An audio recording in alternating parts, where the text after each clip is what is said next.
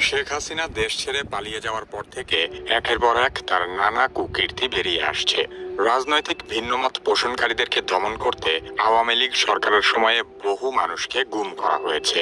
যে গোপন কারাগারে গুম করা হতো সেই জায়গাটার ছদ্মনাম হলো আয়নাঘর। শেখ হাসিনার আস্থাভাজন বাংলাদেশের সামরিক বাহিনীর গোয়েন্দা সংস্থার কিছু অসৎ অফিসার এই আয়নাঘর পরিচালনা করত। কেন কিভাবে এই পর্বে শেখ হাসিনার গোপন কারাগার আয়নাঘর সম্পর্কে আলোচনা করা হবে।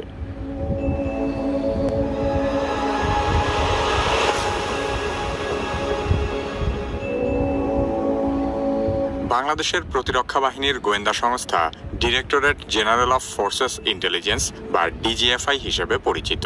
অভিযোগ রয়েছে যে ডিজিএফআই এর কাউন্টার টেরোরিজম ইন্টেলিজেন্স ব্যুরো বা সিটিআইবি আয়নাঘর নামে পরিচিত কুখ্যাত কারাগারটি রক্ষণাবেক্ষণ করে থাকে। 2022 সালে সুইডেন ভিত্তিক একটি স্বাধীন সংবাদ মাধ্যম নেত্র নিউজের করা একটি অনুসন্ধানী প্রতিবেদনে আয়নাঘরের বিষয়টি সবার সামনে উঠে আসে। সেখান থেকেই দেশের মানুষ জানতে পারে যে বিভিন্ন সময়ে বলপূর্বক গুমের শিকার ব্যক্তিদেরকে আয়নাঘরে আটক করে নির্যাতন চালানো হতো। আয়নাঘর ঢাকা সেনানিবাসের ভেতরেই অবস্থিত বলে ধারণা করা হয়।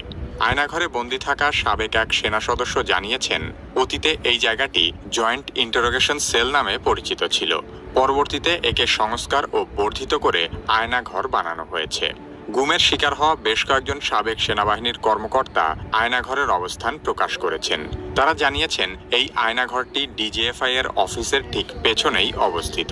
এখানে কমপক্ষে 16টি কক্ষ রয়েছে, যেখানে একসাথে 30 জনকে বন্দী করে রাখা যায়। আয়নাঘরের দায়িত্বে থাকা কয়েকজন সামরিক কর্মকর্তা গোপন এই কারাগারের ছবিও প্রকাশ করেছেন। এসব ছবি দেখলেই বোঝা যায় গোপন এই কারাগারে কাউকে বন্দী করা কতটা অমানবিক।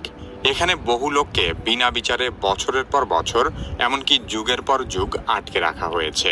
আয়নাঘরের বন্দীদের একজন বলেন, এসব কয়েদখানার দেয়ালে বহু লোকের নানা রকমের আর্তনাদ খোদাই করে লেখা আছে।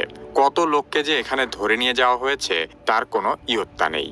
সবাইকে যে এখানে দীর্ঘ সময় বন্দী করে রাখা হয় এমনও নয়। অনেককেই ছেড়ে দেওয়া হয়েছে, আবার অনেককে এখান থেকে হত্যাও করা হয়েছে। আয়নাঘরের ছবি হিসেবে সামাজিক মাধ্যমে এরকম কয়েকটি ছবি প্রচারিত হচ্ছে, যেখানে দেখা যাচ্ছে বহু মানুষের কঙ্কালের স্তূপ। ছবিটির সত্যতা সম্পর্কে শতভাগ নিশ্চিত হওয়া যায়নি। তবে আয়নাঘরের বন্দীদের নির্যাতনের কথা শুনে যে কোনো হৃদয়বান ব্যক্তির মনে হবে এমন অমানবিক পরিবেশে দীর্ঘদিন বন্দী করে রাখার চেয়ে কাউকে হত্যা করাও অনেক ভালো। অভিযোগ রয়েছে ডিজিএফআই এর কিছু অসৎ কর্মকর্তা শেখ হাসিনা সরকারের কাছ থেকে অবৈধ রাজনৈতিক সুবিধা নেওয়ার জন্য এইসব কর্মকাণ্ড করেছে। আওয়ামী লীগ সরকার ক্ষমতায় থাকাকালীন বিচার বহির্ভূত হত্যা, নির্যাতন এবং জোরপূর্বক গুমের অভিযোগগুলো বরাবরই অস্বীকার করে এসেছে।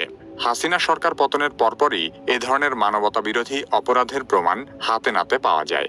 বাংলাদেশের শীর্ষস্থানীয় একটি সংবাদপত্রে বলা হয়েছে, শুধু ঢাকা সেনানিবাস নয়, সারা দেশের বিভিন্ন স্থানে এরকম আরও বেশ কিছু আয়নাঘর থাকতে পারে।